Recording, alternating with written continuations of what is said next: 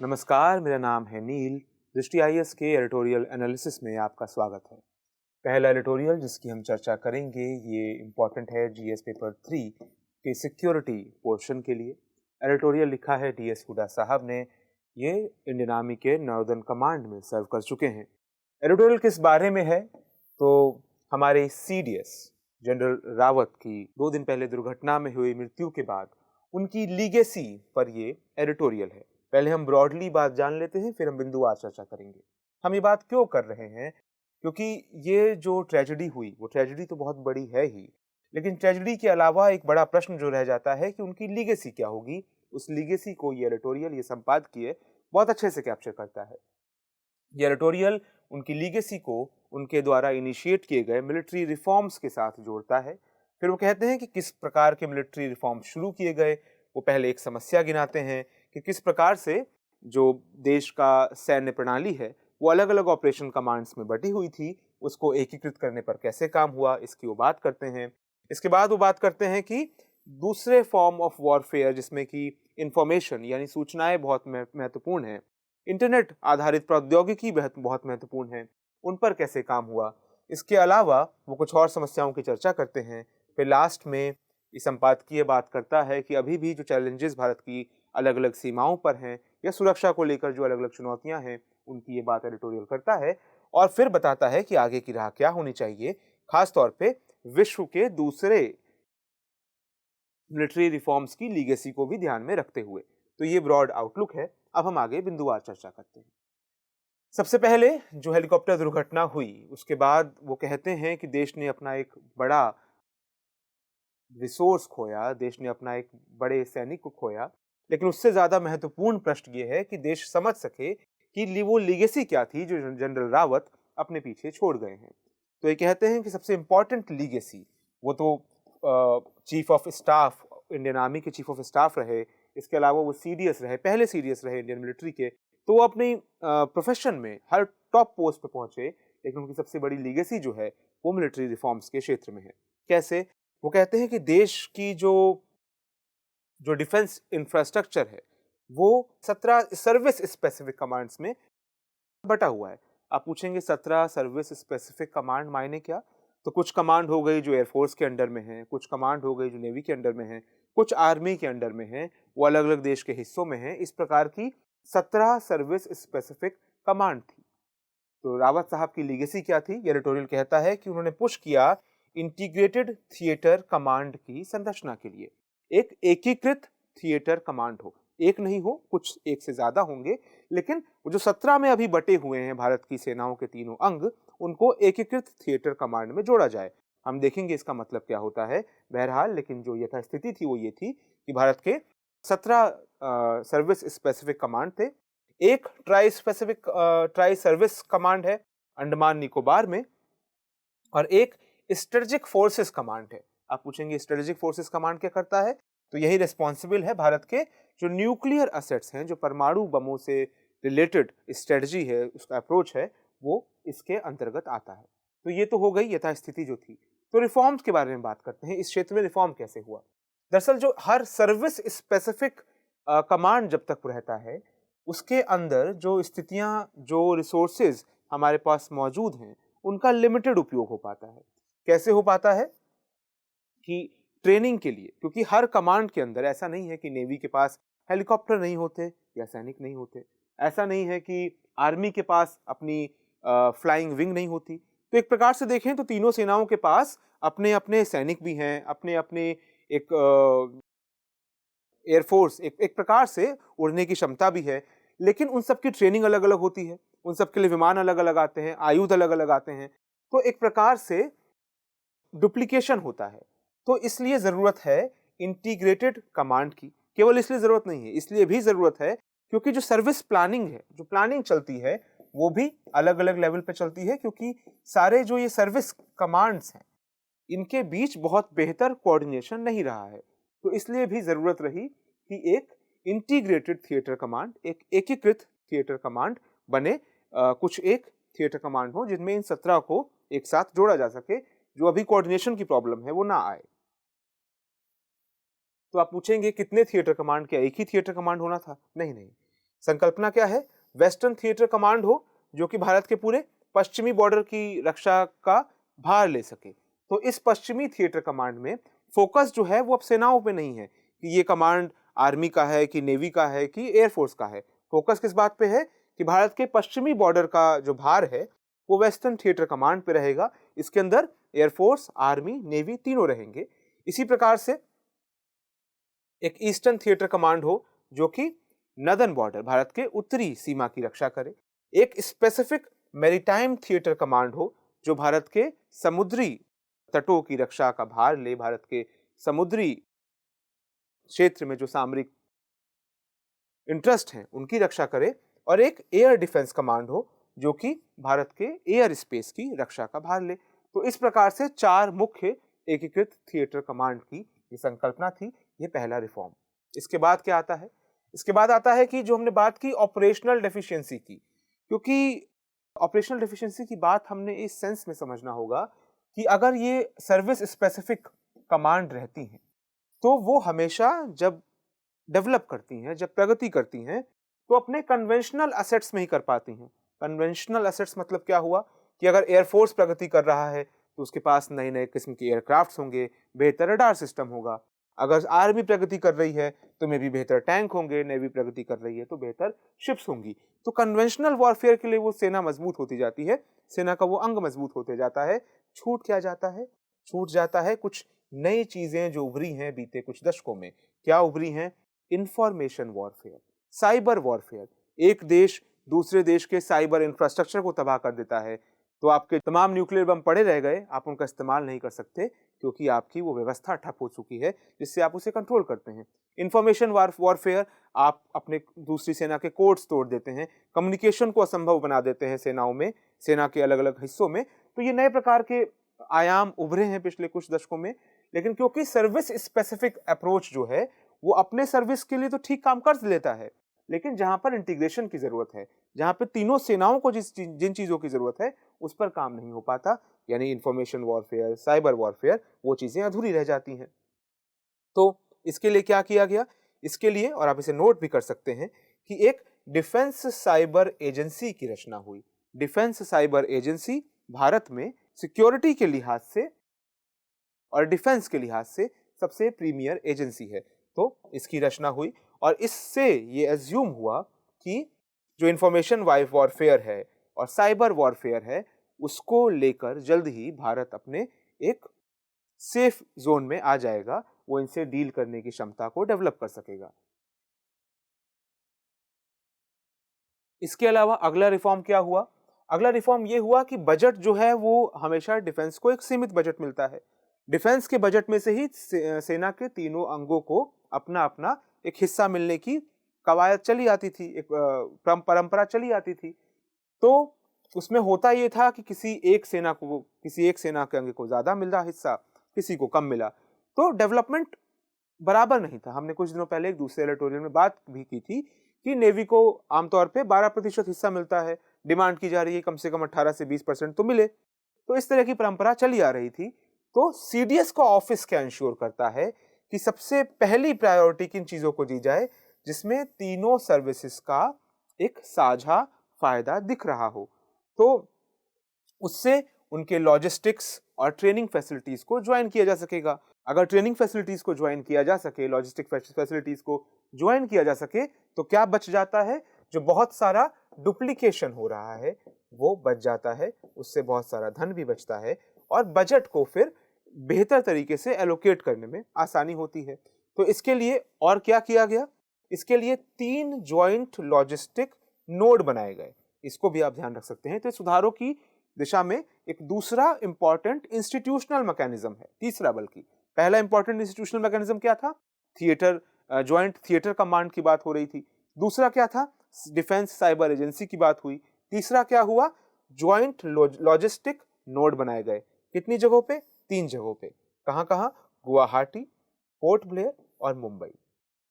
तो इनसे भी जो लॉजिस्टिकल चीजें हैं, सामानों की जरूरत, इंफ्रास्ट्रक्चर की जरूरत, उस स्तर पर डुप्लीकेशन को बचाने की कवायद की गई इस रिफॉर्म के द्वारा। तो अब तक हम 3 रिफॉर्म्स को जान चुके हैं। ये 3 बड़े रिफॉर्म्स थे जो सीडीएस बिपिन रावत साहब ने अपने ब्रीफ कार्यकाल में, क्योंकि वो अपना कार्यकाल पूरा नहीं कर पाए इस ट्रेजिक दुर्घटना के कारण, इस ब्रीफ कार्यकाल में लिए। इसके बाद ये एडिटोरियल आगे कहता है कि अगर हम आज के सुरक्षा लैंडस्केप यानी कि सुरक्षा के माहौल पर, भारत के सिक्योरिटी माहौल पर ध्यान दें तो हम पाते हैं कई चुनौतियां हैं। एक चुनौती है कि चीन की military line of actual control, जो हमारा बॉर्डर है चाइना के साथ, वहां पर बहुत एग्रेसिव है। दूसरी समस्या, पाकिस्तान जम्मू कश्मीर में जिस प्रकार की खुराफात करता रहा है, वो अपने आप में एक दूसरी समस्या है। इसके अलावा तीसरी समस्या, अफगानिस्तान में जो तेजी से स्थितियां बदली हैं, तालिबान का वहां पे कब्जा हो गया है, तालिबान के बेहतर संबंध हैं पाकिस्तान के साथ और फिर बाय एक्सटेंशन चाइना के साथ। तो ये भारत को एक नया डर है कि एक नई समस्या बन सकता है। और इसके अलावा इंडियन ओशियन में चाइना जैसे जैसे अपनी उपस्थिति बढ़ा रहा है, तो अभी के समय में तो इंडियन नेवी सबसे डोमिनेंट फोर्स है इंडियन ओशियन में, बट ये भी एक भविष्य की चिंता है। तो ये चार बड़ी चिंताएं हैं। तो ऐसे में ये संपादकीय कहता है कि बहुत जरूरी है कि जिन रिफॉर्म्स को जनरल बिपिन रावत साहब शुरू कर चुके थे, उनको आगे बढ़ाया जाता रहे। यानी कि ऐसी पॉलिसीज और ऐसे रिफॉर्म्स जो कि जॉइंट कैपेबिलिटी पे जोर दे रहे हैं, जो तीनों सेनाओं को साथ आकर अपने बेस्ट परफॉर्मेंस पर जोर दे रहे हैं, उन रिफॉर्म्स को जारी रखने की आवश्यकता है। ये नए सीडीएस और जो अभी के 3 सर्विस चीफ्स हैं, उनकी जिम्मेदारी है कि ये रिफॉर्म्स होते रहें। यहाँ पर एक महत्वपूर्ण बात ये भी कहते हैं कि अक्सर ये होता है कि जो तीनों सेनाएं हैं, उनमें आपस में ये भी चलता है कि किसी सेना को शायद ज़्यादा प्राइमेसी मिल रही है। जैसे एयरफोर्स के चीफ कह चुके हैं कि वो जॉइंट थिएटर कमांड जो बन रहा है, उसके आइडिया से बहुत खुश नहीं है। तो पहले तो कोशिश होनी चाहिए कि आपस में ही वो मामले सुलझ जाएं, आपस में ही ऐसी पॉलिसीज बन जाएं जिसमें देश का फायदा सबसे ज़्यादा हो और सेनाओं का आपसी मान सम्मान भी बना रहे, उनकी कैपेबिलिटी पर कोई आँच ना आए, वो अपने आप अपने फील्ड में बेस्ट रहें। लेकिन, और इस बड़े लेकिन के बाद वो कहते हैं कि ये संपादकीय कहता है कि अगर ऐसे डिफरेंसेस हैं जिनको सेनाएं आपस में नहीं सुलझा पा रही हैं, तो फिर पॉलिटिकल लीडरशिप को अंदर आना पड़ेगा। वो उदाहरण देते हैं gold water Nichols act. Gold water Nichols act क्या था, आप पूछेंगे। 1986 में अमेरिका की संसदीय व्यवस्था ने यह तय किया कि अमेरिका की जो सेनाएं हैं वो अपने हिस्सों में बटी हुई हैं। नेवी के बारे में सोचती है, एयरफोर्स के बारे में, आर्मी के बारे में। तो हम जितनी बड़ी सेना, जितनी ताकतवर सेना कागज पर दिखते हैं, उतनी ताकतवर असल में हो नहीं पा रहे हैं। तो पहले तो कोशिश की गई कि आपस में सेनाएं ही इस मामले को सुलझा लें, लेकिन जब उनका भरोसा उठ गया कि सेना आपस में इसको नहीं सुलझा पा रही हैं, तो एक एक्ट पास किया गया और इस एक्ट के द्वारा सेनाओं के स्ट्रक्चर में आमूल चूल परिवर्तन हुए। और इसके बाद हम जानते हैं कि अमेरिका की सेना दुनिया की सर्वश्रेष्ठ सेनाओं में आज मानी जाती है, प्रोफेशनल सेनाओं में आज मानी जाती है। तो इस चीज का भी ध्यान रखना होगा। ये एडिटोरियल कहता है, इस आशा के साथ कहता है कि आशा है कि भारत में ऐसी स्थिति कभी नहीं आएगी, लेकिन सबसे बड़ी बात यह है कि वो रिफॉर्म्स जारी रहने चाहिए, क्योंकि चुनौतियां बहुत बड़ी हैं। इसके साथ ये एडिटोरियल समाप्त होता है। दूसरा एडिटोरियल जिसकी चर्चा हम बहुत ब्रीफली करेंगे, वो लिखा है कृष्ण कुमार साहब ने। कृष्ण कुमार भारत के सबसे शीर्ष शिक्षाविदों में से एक हैं, एजुकेशनिस्ट में से एक हैं, एनसीईआरटी के डायरेक्टर रहे हैं भूतपूर्व। और ये जब लिखते हैं तो पूरा देश सुनता है जब वो शिक्षा पर लिखते हैं या बोलते हैं। तो इस बार उन्होंने किस बारे में लिखा है? Children and schooling in the post Covid era. आप कहेंगे कि हम तो इस पर कई एडिटोरियल्स की चर्चा कर चुके हैं, हमने एक एडिटोरियल इस पर किया था इसी सेम बात पर, लेकिन आज कृष्ण कुमार साहब ने कहा है तो हम ब्रीफली कुछ पॉइंट्स को इसमें से ले रहे हैं। सबसे पहले क्या कहते हैं? ये कहते हैं कि जब किसी घर में कोई बीमार पड़ता है तो सारे अरेंजमेंट गड़बड़ा जाते हैं और उस समय कुछ ऐसी समस्याएं सच में निकल कर आती हैं जो रोजाना के रूटीन में, रोजमर्रा के जीवन में छिपी रह गई थी। लोगों के फ्रस्ट्रेशंस निकल कर आते हैं, परिवार की समस्याएं जो हैं, जो दबी रही थी क्योंकि रूटीन डेली का चल रहा था, वो सब निकल के आ जाती हैं। वो कहते हैं कुछ ऐसा ही हुआ है जब ये पेंडेमिक भारत में आया, पूरी दुनिया में आया, तो कई ऐसी समस्याएं जिस पे लोगों का ध्यान इतना जा नहीं रहा था, वो अब सामने निकल के आने लगी हैं। उसी में से एक समस्या है बच्चों की शिक्षा। फिर वो आगे कहते हैं कि पेंडेमिक पूरी दुनिया में आया है इसलिए इसको पेंडेमिक कहते हैं, लेकिन जो इसकी समस्याएं हैं, जो इससे समस्या निकल के आ रही हैं, उनके समाधान बड़े लोकल लेवल पे अलग अलग होंगे। तो जरूरी नहीं है कि बच्चों की शिक्षा के समाधान जो अमेरिका में खोजे जा रहे हैं, जो यूरोप में खोजे जा रहे हैं, वही भारत में भी खोजे जाएं। समाधान बहुत लोकल होंगे, वो वहाँ की संस्कृति, वहाँ की सभ्यता, वहाँ के पुराने इतिहास, इन सब पर आधारित होंगे। इसका ध्यान रखा जाना चाहिए। इसके बाद वो कहते हैं कि इस पैंडेमिक ने हमें ये बहुत स्पष्टता से दिखाया कि बच्चों को परिवार में जो तरजीह मिलती है, बहुत तरजीह मिलती है, वो काफ़ी उलट है उससे जितना देश में मिलती है। देश की योजनाओं में बच्चे काफ़ी पिछड़े नज़र आते हैं, उन पर ध्यान जो है काफ़ी कम दिया जाता है, ऐसा कृष्ण कुमार साहब कहते हैं। वो कहते हैं कि देश के जो सरकारों का रवैया रहा है, वो मिनिमलिस्ट रहा है। मिनिमलिस्ट क्या हुआ? ऐसा तरीका जिसमें आप कम से कम इन्वेस्ट करते हैं, कम से कम सुविधाएँ देते हैं, उसको मिनिमलिस्ट रवैया कहा जाता है। तो वही रवैया रहा है किन चीज़ों के मामले में? फ़ाइनेंशियल इन्वेस्टमेंट के मामले में और इंस्टीट्यूशनल स्ट्रेंथ के मामले में।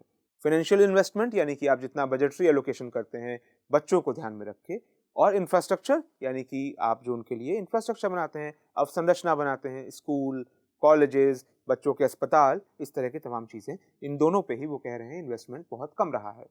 और जो इसमें हमने फ़ायदे कमाए हैं पिछले कई दशकों में, उनको जारी रखना, उनको सस्टेन कर पाना भी काफ़ी मुश्किल हो रहा है। वो कहते हैं कि आरटीई जब आया 1 दशक पहले, 2010 में आरटीई आया था, तो ऐसे लगा था कि हम बहुत बेहतर कर पाएँगे इस क्षेत्र में, लेकिन हाल के कुछ सर्वेस बताते हैं कि कोरोना के बाद खास तौर पर जो पूरी अवसंरचना है बच्चों को लेकर, उसमें बहुत तहस-नहस, बहुत तहस-नहस हो गया है। यहाँ तक कि इतनी बेसिक चीज़ जिसको मिड डे मील कहते थे, उस पर रोक लग गई, यानी उनके न्यूट्रिशन को नुकसान पहुंचा।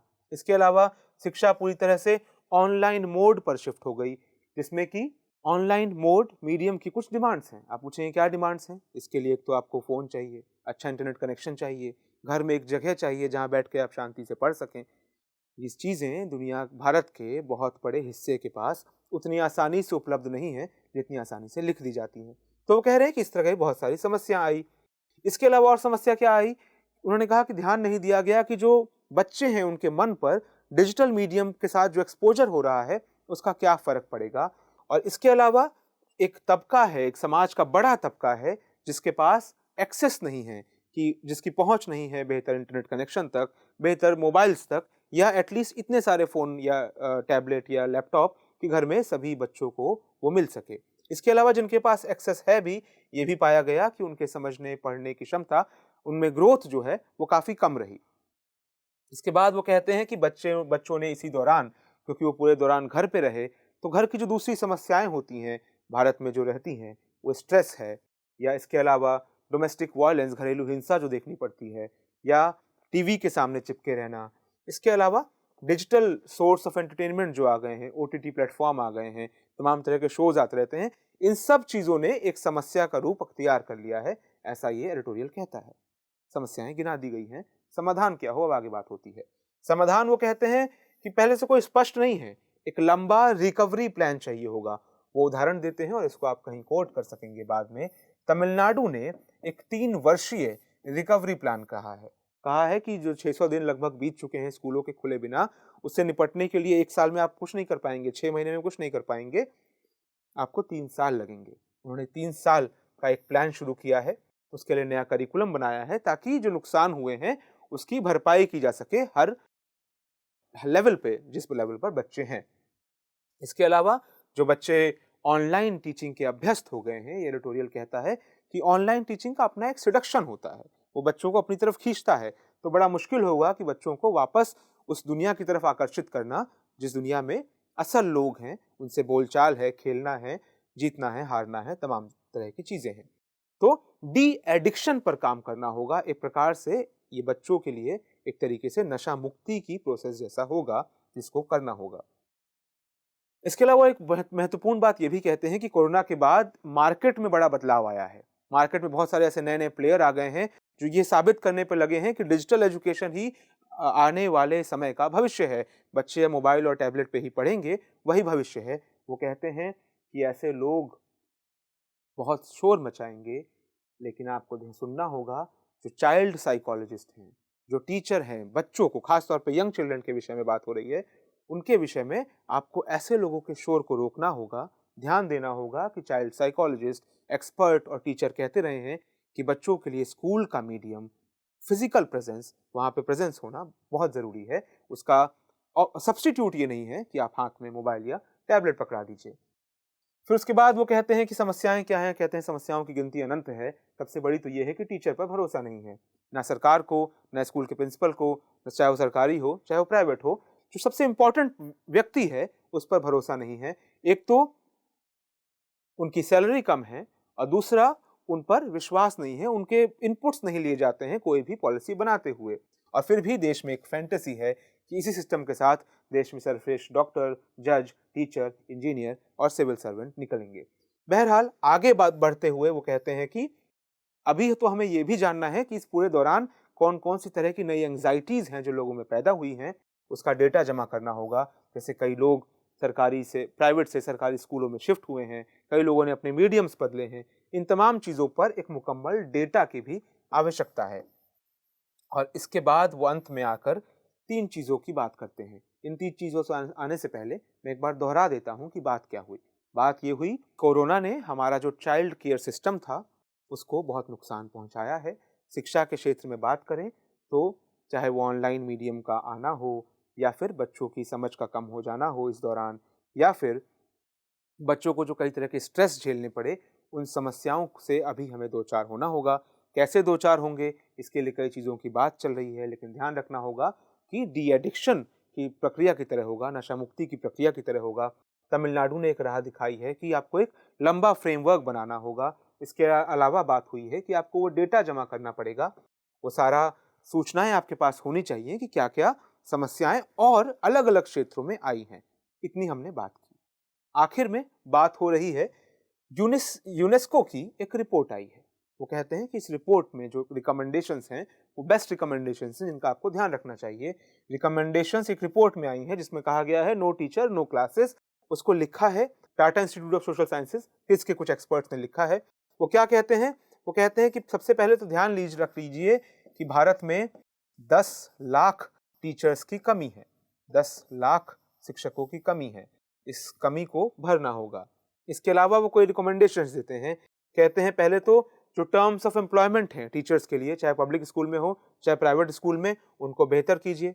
इसके बाद वो क्या कहते हैं, टीचर को ऑटोनॉमी दीजिए, जितनी हो सके उसको फ्रीडम दीजिए कि उसको अपनी कक्षा में कैसे पढ़ाना है, उस ऑटोनॉमी पर ध्यान दीजिए। इसके अलावा टीचर्स के लिए करियर पाथवेज रखिए। ऐसा नहीं हो कि टीचर्स खुद अपने समय के बाद अपने जॉब में फ्रस्ट्रेट होने लगें। और इसके बाद रिसर्च बेस्ड एडवाइस की बहुत आवश्यकता है। अगर इन सब समस्याओं से पार पाना है तो वो भी टीचर्स को मुहैया कराई जाएं, तभी हम जो हमारा देश का भविष्य बच्चों को कहा जाता है उसके प्रति हम अपनी भूमिका को निभा सकेंगे। तो ये थे आज के 2 एडिटोरियल। मिलते हैं कल आपसे नए एडिटोरियल्स पर चर्चा के साथ। तब तक के लिए नमस्कार।